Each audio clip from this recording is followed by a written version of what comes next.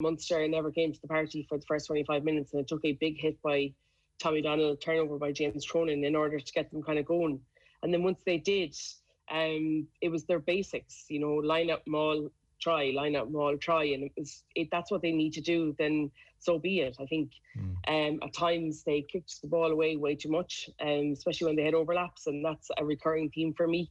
And when they had turnover, they didn't look to play it or have any kind of courage to go with it. I think they just looked to kick the ball at times and not the right times. But I think they'll take good confidence. And if I was, part of that coaching ticket or a player there in that, I'd be thinking, you know what, we didn't play well, but we still came away with a bonus point win. And we stuck in there. And from that perspective, they have a bye week this week, and then they play Zebra, where they'll be expected to get 5 points. And then on the opposite side of that is Benetton are playing Ospreys. And I'm pretty sure, I think Munster will still get to that final. But it was poor at times and just really bad errors. Bad errors. So as you say, Ospreys away for Benetton, and then Munster have Zebra. So Munster 3 points behind in the table. There's still a really good chance Munster make this final. Like if you and just watching it as a neutral, the Cardiff tries, the 2 Tomas Williams tries, like cutting Munster open, really exciting rugby. The other try was a great line. And the Munster tries, all 3 of them, it was kind of like paint by numbers, forward play, and that's fine, and that definitely has a place. But like, there's this nagging sense that won't do it against the bigger teams for Munster. And I don't know, you were hoping maybe they might be able to expand things a little bit at this time of year and try things. And isn't Stephen Larkin part of this setup? And Joey Carberry starting, and you're kind of hoping that you'd be seeing some of those tries that we saw from Cardiff for Munster, and yet for whatever reason we're just not. No, and it's incredibly frustrating because I was commenting on it for a local radio here, and you don't want to be mean or harsh, but there are times when you're trying to find some positive in it, and there were times the other day that were incredibly frustrating watching it, and numbers and overlaps. I think if I'm attacking Munster, you're looking to attack in around that 13 channel. I think Damon Delandes, as good a player as he is, obviously a World Cup winner, he gets caught real narrow. And there's always space there, and that's exactly where Cardiff exploited, Leinster exploited in the Pro 14. They just don't have ability to push quick enough. And I don't know, from an attack perspective, we didn't see anything at all. They never fired a shot as such. We never looked to bring in, I think Shane Daly's an unbelievable player. I think he's ridiculously talented. We haven't seen enough. So I feel like I'm preaching to people that are like, well, he doesn't really do much because, he's been playing all season. He doesn't do much because he hasn't got a huge amount of ball into his hands. I think that's incredibly frustrating.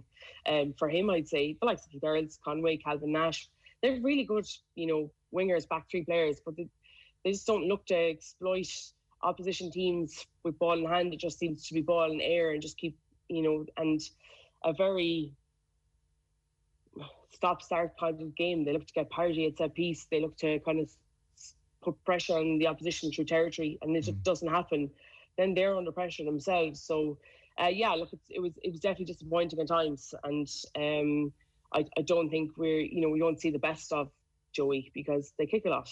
Craig Casey box kicks, Conor Murray box kicks, and I think that takes away a bit from his game and his ability to attack space, and then you're looking for him to attack off turnover, which at this level is a really difficult thing to do.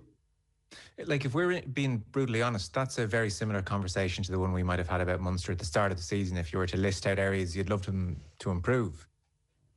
Yeah, hugely. I think, and at times we've seen it at very random times, and you're thinking, oh my God, you turn off television or you get back into the car, you're thinking, oh my God, yes, we've done. And then the following week, as you say, a step forward, 2 steps back. And look, if that's the type of style that they want to play, then that's fine. But then they have to get better at it. They're neither here nor there for me. They don't show, they need to have better intensity in defence in terms of their line speed, to put pressure in order to force the opposition into making mistakes. I don't think they do that enough. And then likewise, their kicking game has to be better than if that's, you know what I mean? I thought at times Craig Casey's box kicking was either too long or, a couple out in full. I thought Joey Carberry didn't kick exceptionally well. Mike Haley didn't kick exceptionally well. And so they're in kind of neither land, if that makes any sense. I don't even know if that's the proper word, but yeah, it's frustrating to watch. It's kind of like they're aspiring to play this more expansive brand of rugby, and when it's not quite happening, they fall back on playing a not great version of the more reductive style. Yeah, but you know, at times when they try to do it, they've looked good, and a lot of supporters and I'm sure the players themselves would have felt like, okay, we're nearly there. Like, in order for them to improve that style and that expansive, that ability to play with ball in hand, to have that confidence at that pressure kind of cold face of the line of defence, to make that pass, well, you're going to have to go out and lose a few games and put yourself under that kind of pressure, because it's very hard to replicate it in training. The issue been is that they'll try it, might not get the result they want, and then revert back, as opposed to saying, okay, look, we're going to stick with it, and you know, we'll eventually get better. They just don't seem to do that, and yeah, it's just a bit frustrating. Okay, well, we'll see how they get on. So they have one game to go, and that's against Zebre, so you'd give them a good chance there, and then they're hoping Benetton lose, and then you get to see Munster in a final, and maybe they win that, and suddenly everyone feels a whole lot better about the thing. What's the word on Larkham? Because there was some interest in him from somewhere down Australia, I think. The Waratahs, I think. Yeah, I think that was it. Yeah. And has that gone quiet? I haven't heard much since. Is there rumblings? Are people wondering, like, is this coaching ticket going to be there in the same form next year, or do we know?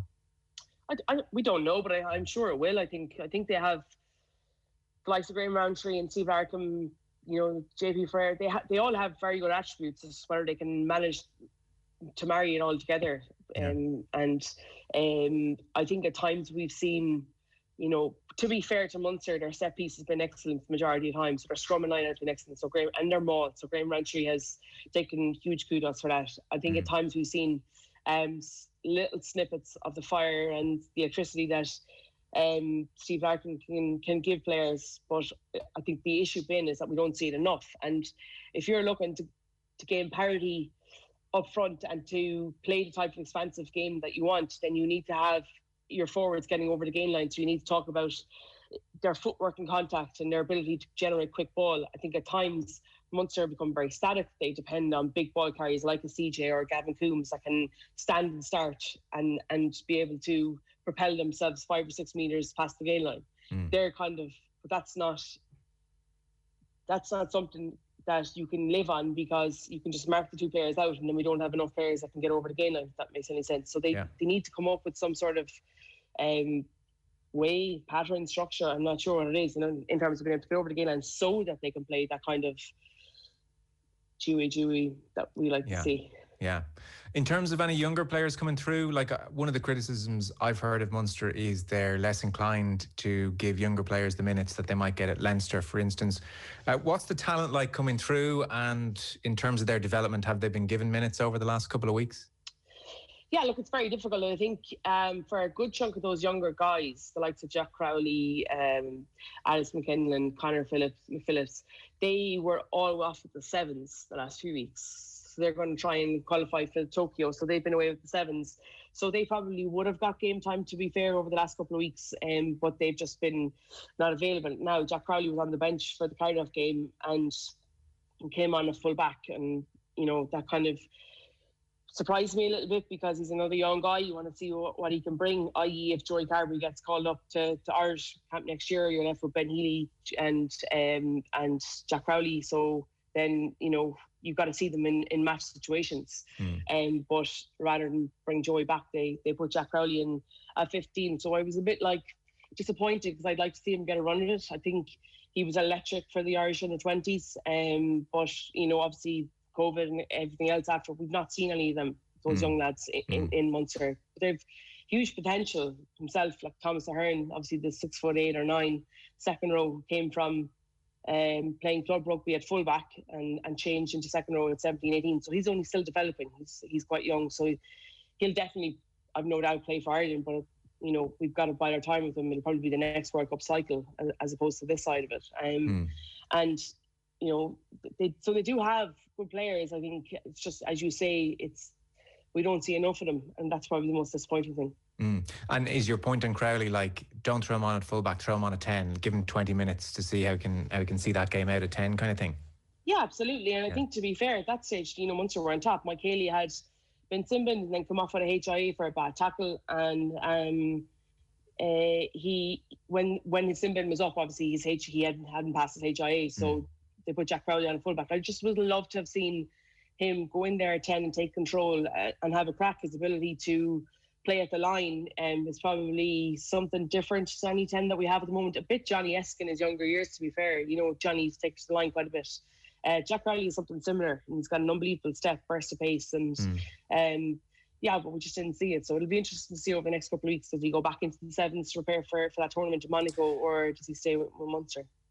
Maybe it speaks of a certain pressure on everybody down there to not mess up this game and just get a win, and let's not take chances, and we still have a good chance of making the final. Like, maybe that's all feeding into the thinking, Yeah, it could be, absolutely. And then also the whole emotion of the day with the likes of the players leaving in their last home game. I think that was definitely going to be a factor into it as well. I think you'd like to see, like those young players. Jack Sullivan came on, did quite well, put himself around the place. John Hodden is coming back from a very serious injury. These guys have huge potential. We just like to see them more often.